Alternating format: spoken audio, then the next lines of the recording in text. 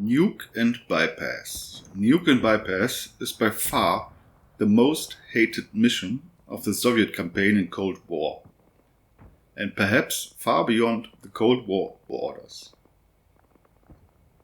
In the standard Soviet campaign, there are two versions, the victory and challenge mission. If you lost or won the previous one. If you lost the mission Coldwar, you will be penalized twice as player by having to play Nuke and bypass without early intel and with less fire support.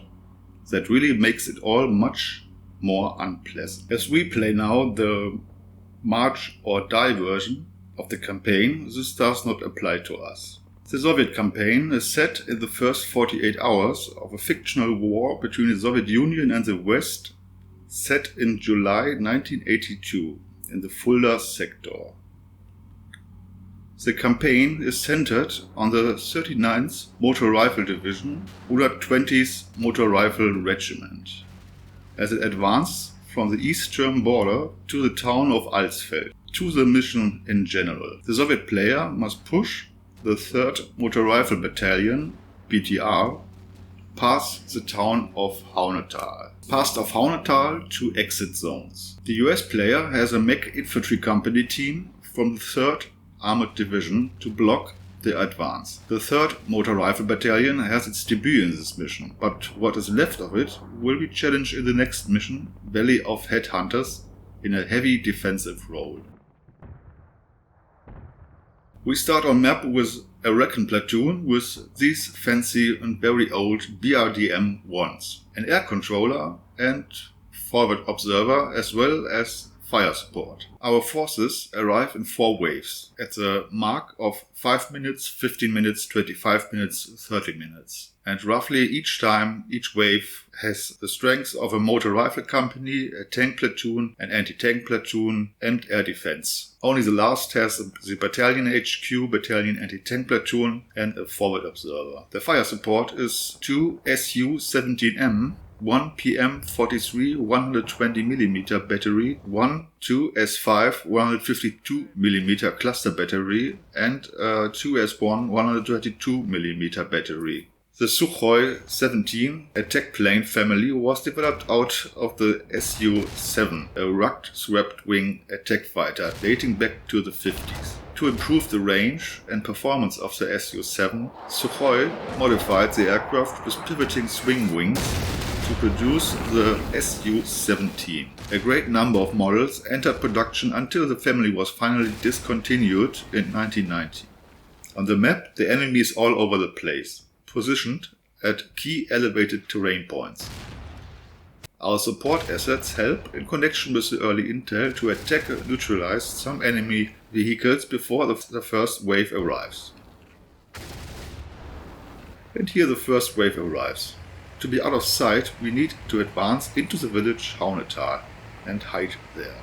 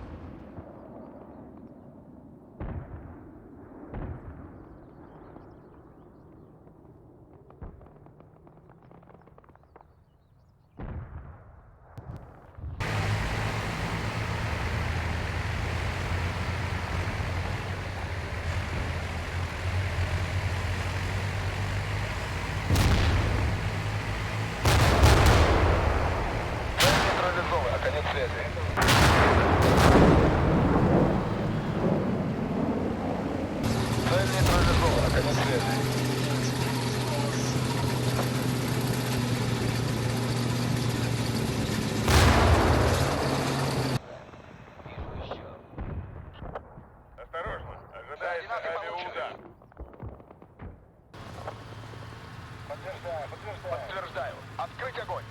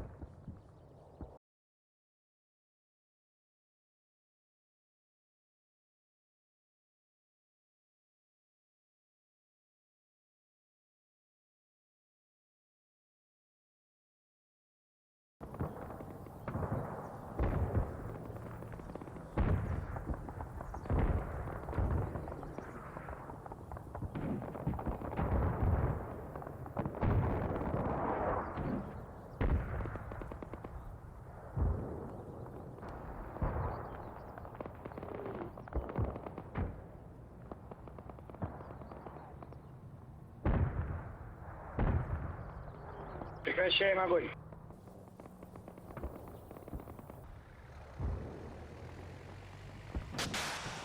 Цель нейтрализована. Конец связи.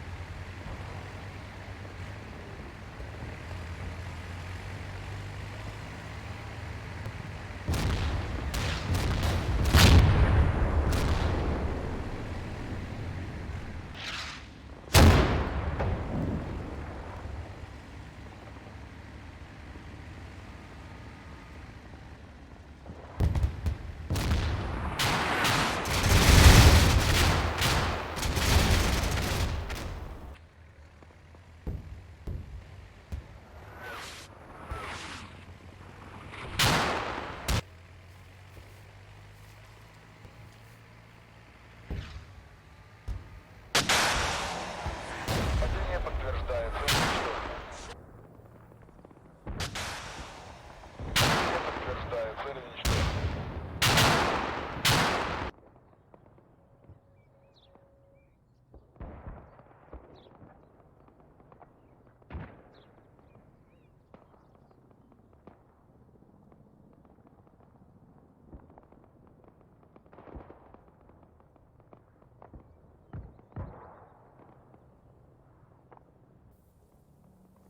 And the second wave arrives, and space in Haunetal is getting scarce. With the second wave, we get more desperately needed anti-tank teams equipped with short-range ATGMs, NATO code 87-6 Horn. With only 1000 meter range, but only 20-second build-up time, the 87 is sufficient for our task. The task is to attack and neutralize the opposing units in Overwatch along the main road of Haunetal to safely advance to the exit. In the last wave, we will get the 84B Spigot with a range of up to 2500 meter. When these positions are cleared, we get a lot of freedom of movement back. There are few terrain points to knock them out easily, and we send 2 teams to each of this point if anything goes wrong. For example, they got spotted first, or they miss their shot and get then spotted. It can help if you use, for example, a BRD-1 M1 that moves forward as a decoy. It will be destroyed for sure. The fire badly makes noises and gets better spotted and is distracted. The ATGM teams fulfilling the tasks. One misses and gets neutralized by enemy fire. Infantry dismounts to advance into the woods to neutralize the enemy infantry, which are positioned in foxholes along the hill.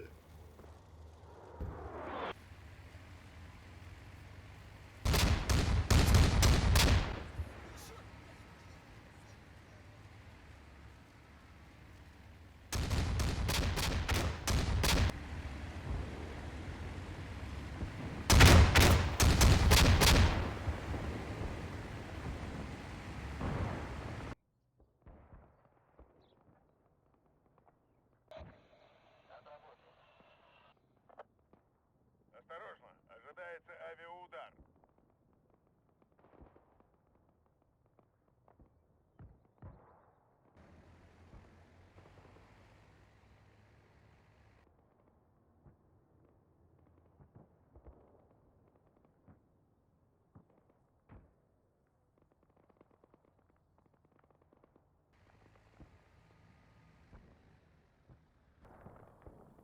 When the enemy air assets get through the air defense shield, cluster ammunition rains down.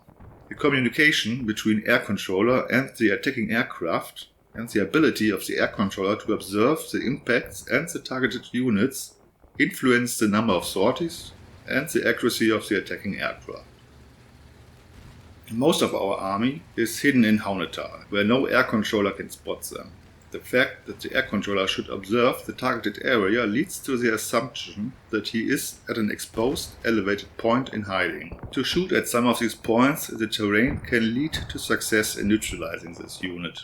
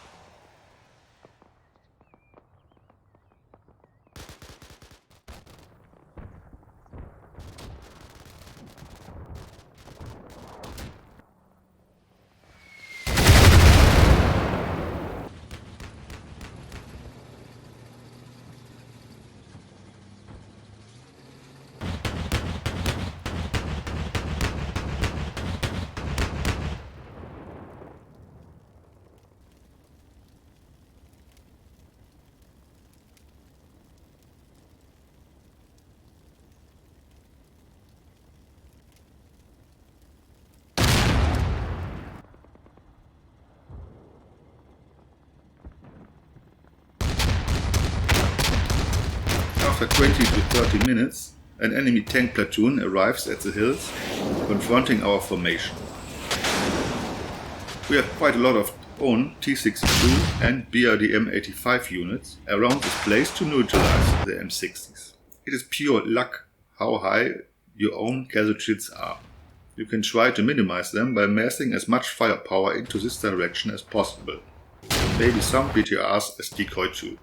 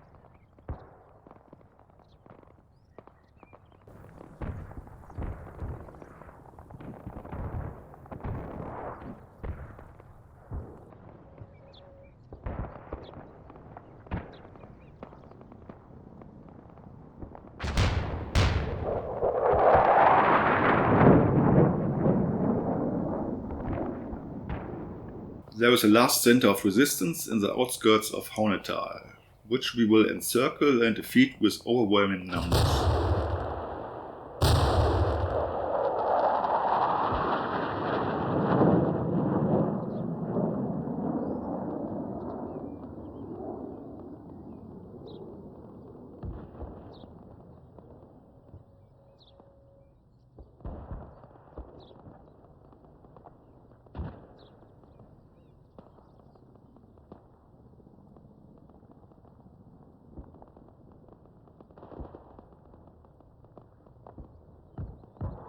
The ATGM teams take new fire positions.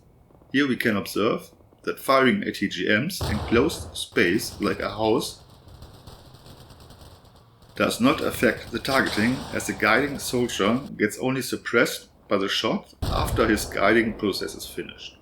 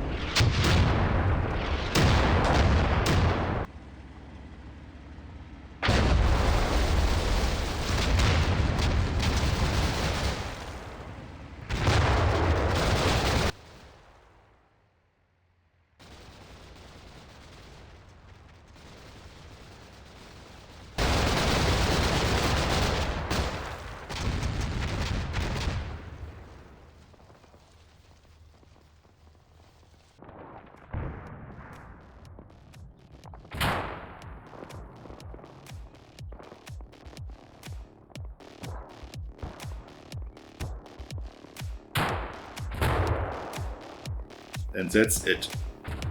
We don't need to exit any units, we just have to destroy so many enemy units that the AI will surrender, which will happen when the last vehicle is neutralized. So, thanks for watching, have a nice day und auf Wiedersehen.